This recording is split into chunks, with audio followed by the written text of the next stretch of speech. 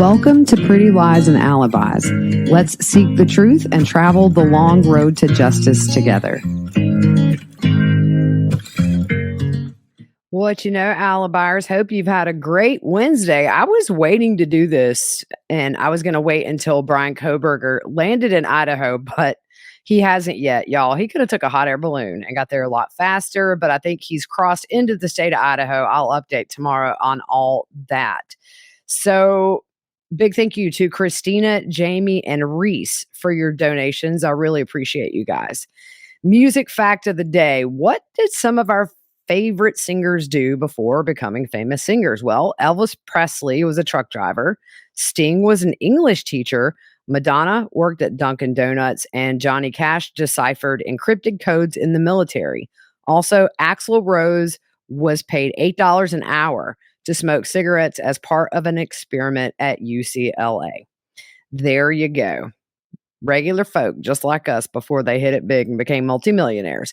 So this picture here is a picture of Bryan Kohberger in high school in a criminal justice class.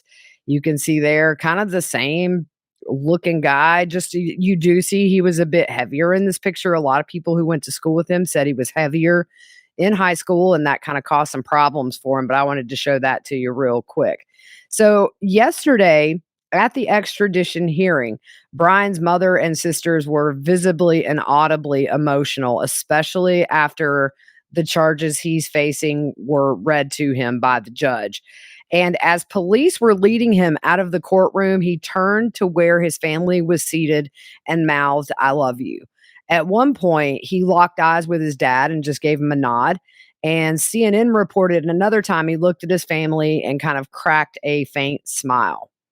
So, extradition, the longest extradition in history. I could have been in Paris right now if I was on a commercial aircraft. But here are a couple of pictures of him.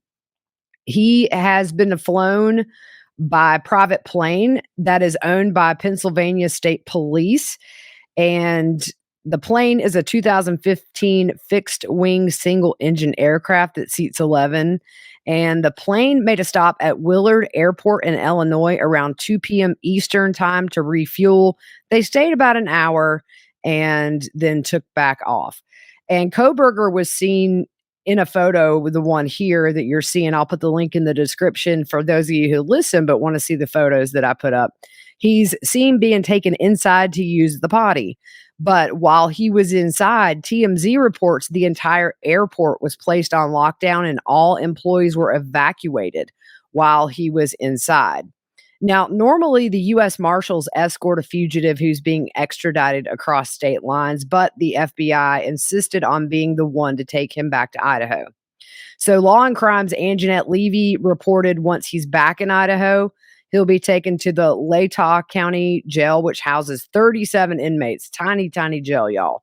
He'll be evaluated by jail staff, and he will not be in general population for obvious reasons. The jail will accommodate his very strict vegan diet, and he will have access to books and a telephone. So he already has a public defender lined up in Idaho, and the law says for Idaho that suspects are expected to be brought for their first appearance within 24 hours of their arrest or their extradition. So I'm thinking at some point tomorrow he'll have that first appearance. We'll get that probable cause affidavit, and I will break it down for everybody. I can't wait to see kind of what they put together as what they got for the arrest warrant. And while the name of his new public defender has not been made public, she was seen at the house with a group of defense investigators where the murders occurred yesterday. There were 3 men and 2 women seen arriving around 3 p.m. local time.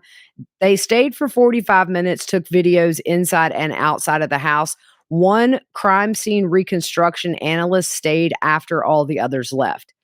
And Police Chief James Fry gave an interview to ABC News saying they don't anticipate any more arrests in these murders.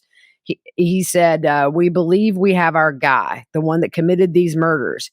He also said they believed this was a targeted attack, but did not elaborate. They still don't have the murder weapon, which, as we know, is a fixed fixed blade knife. I didn't know if that was backwards.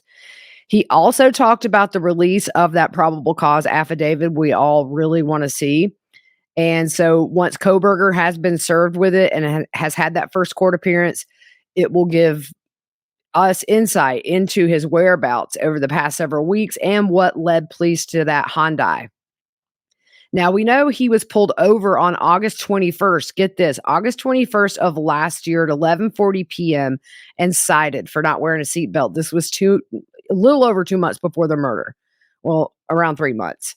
He was in the white Hyundai with Pennsylvania license plates, and he was only a mile and a half away, about a 5-minute drive from the home where he would later allegedly murder Ethan, Xana, Maddie, and Kaylee. Now, we know that Kohberger and his dad were pulled over 2 times on December 15th on their drive back to Pennsylvania. The Hyundai had Washington plates. Now, get this. He looks a little freaked out in this picture, and I'm sure anytime he saw blue lights before they came busting up in his house, he thought this is it. But the murders were on November 13th, and KTVB7 reported that just 5 days after the murders on November 18th, Kohberger changed the title of the Hyundai from Pennsylvania to Washington. Now, they were pulled over for following a car too closely. Now, here's the thing. 2 stops in one day. There's a bolo out on the car. Be on the lookout. Neither one of the officers put 2 and 2 together.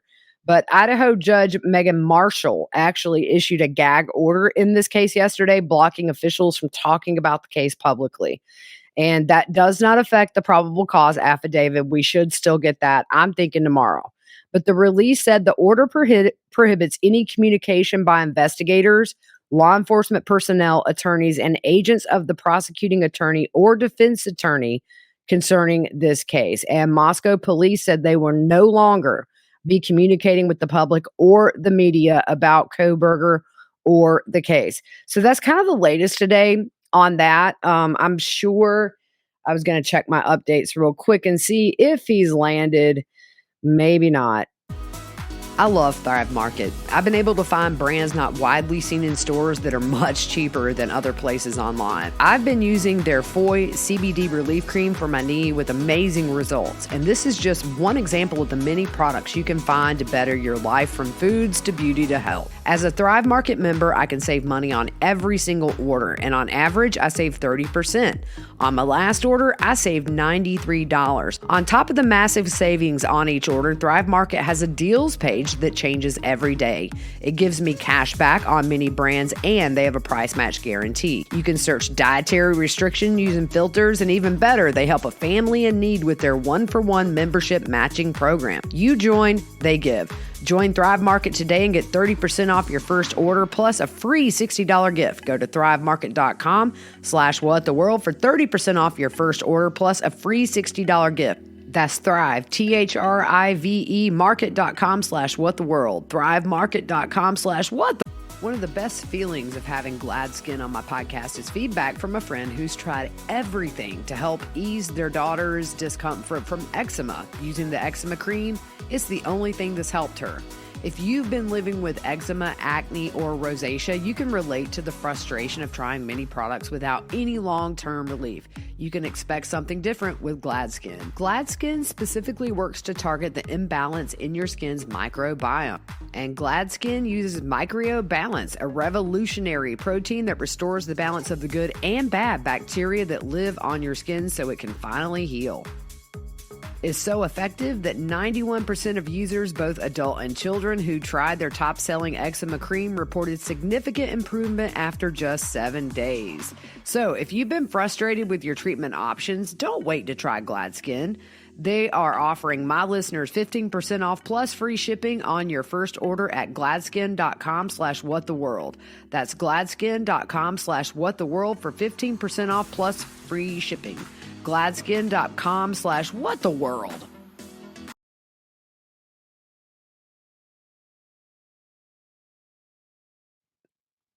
It's just taken forever. So next we're going to talk about this lawsuit between the Petito family and the Laundrie family.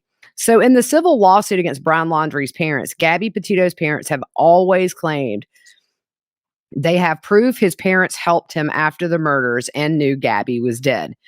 The Petitos are asking the judge to order Bryan's parents to turn over documents from 2021 to now, which includes an alleged note from Bryan's mom, Roberta, to Bryan offering to bring a shovel to help bury the body. In a motion filed by the Petito's attorney, Patrick Riley, I hope I said that right, it says the FBI released that note to the Laundrie family attorney, Steve Bertolino, in June of this year. They requested documents related to the lawsuit on March 24th. Those responses were due on April 25th. And the Petito attorney says the Laundries never filed a response to the original request and only objected and responded that they were not, and responses were not filed with the court. The requests were for all notes, diaries, calendars, or anything that memorializes or references each and every conversation had with Gabby from July 2nd, 2021 to September 1st of 2021, and all financial documents for any of Bryan's financial accounts from August the 1st of last year through October 21st of last year, as well as additional items. So the Laundrie attorney, Mr. Bertolino, responded saying, quote, Attorney Riley and his clients are entitled to allege what they want in court filings, but their allegations are not based on fact. The letter in question was written prior to Bryan and Gabby leaving Florida and has nothing to do with this case. Attorney Riley is trying to further sensationalize this tragedy to bolster his case by taking unrelated comments out of context. The Petito attorney is asking the court to order the Laundries to provide the documents by January 20th. They're also asking for costs to be reimbursed to them for the hearing about this dispute. Now, this is not the wrongful death suit in which the Petitos won and were awarded $3 million back in November. They're also using suing the Moab Police Department, saying Gabby would be alive today if they had protected her. So let's move on to Josh Duggar. Look at this guy. He looks, I don't know, he looks like, some dude that's been out in the woods for a hot minute, or, yeah, he's looking a little rough behind bars. We know he was sentenced to 12 and a half years in federal prison for possession of child abuse materials last year. But what's he asking for now? A new trial, saying federal agents unfairly restrained him and wouldn't allow him to contact his attorney at his car dealership when he was being questioned. The paperwork was filed last Tuesday on December 27th. The filing says that Homeland Security was already watching the car lot and agents were waiting for him to arrive in November of 2019 to carry out that search warrant. But the filing says there's no reason Josh Duggar had to be there for them to execute it. The filing goes on to say once he was on the premises, he was surrounded by armed agents who were wearing ballistic vests. Well, yeah, I mean, you don't know if he's going to go crazy on you.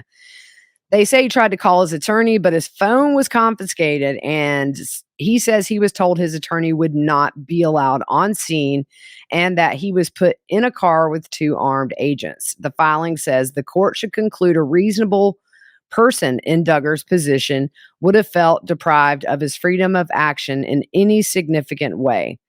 The government also contends Duggar was not restrained, but restraint is more than being handcuffed. The government says that Josh was told he could leave the scene, but his attorney says he had no means to leave, and he would have effectively had to walk on the shoulder of a highway to leave the police-dominated environment. He owns a car lot. Dude, that is not saying much about your car lot if you're saying you don't have a car to drive home. I'm just saying. In another filing, his defense team said the district court violated his right to present a complete defense due to the rulings in his trial. In the December 27th filing, they also say the district court violated his right to present a complete defense. He had a whole trial to do it. He had no defense, clearly. The district court erred in denying Duggar's motion to suppress statements.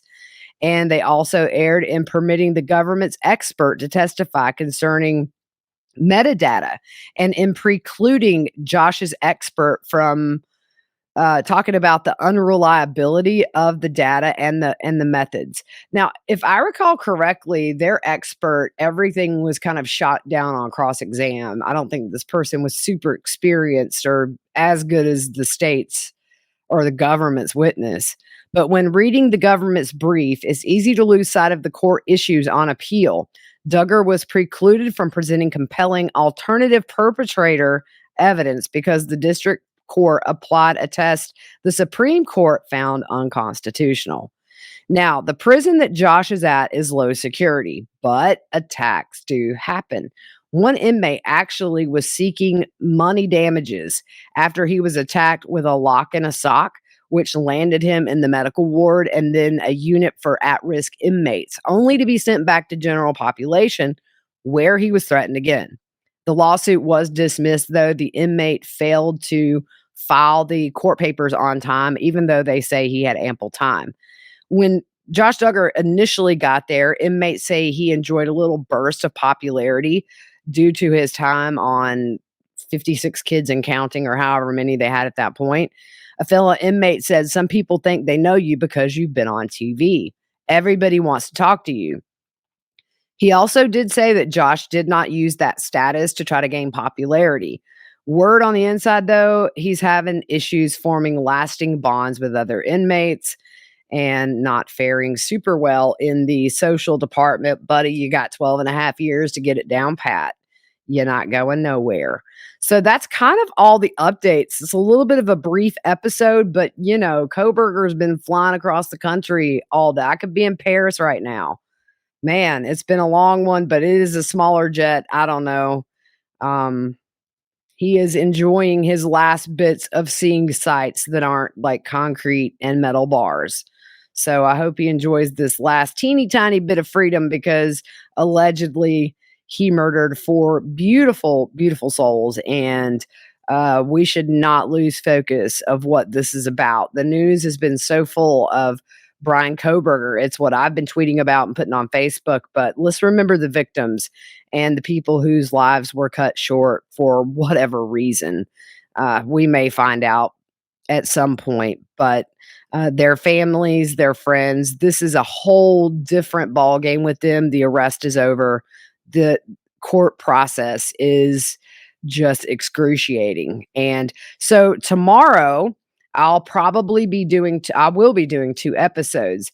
I'm going to be doing the Gavin Knupp case out of Maryland, the hit and run. And I talked to his mother today and got some insight on things that happened.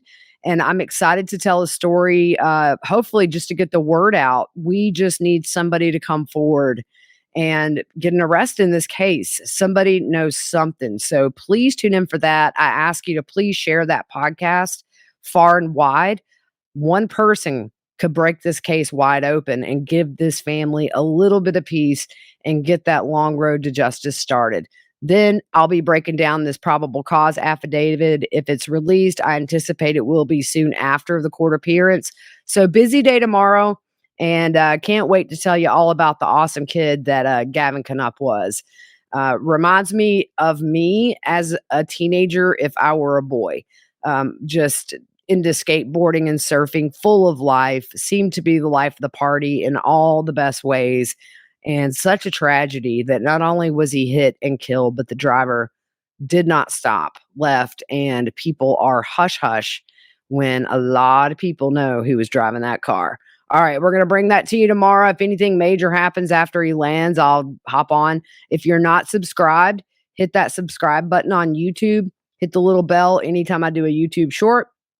It'll let you know. Sometimes things come in that just I don't want to wait for a whole episode, but it's something I want to get out there. So YouTube shorts, I'm going to be utilizing those a lot this year. Also working on a website where I'm going to post the photos from the episodes and also have the podcast embedded. Working on some new merch. I have found a hobby in making merchandise, so I'll let you know. In the meantime, thanks for everything. Welcome to all the new listeners. We're going to have a big year, a busy year, but that's how it rolls when you're on the long road to justice. All right, guys, we'll see you soon.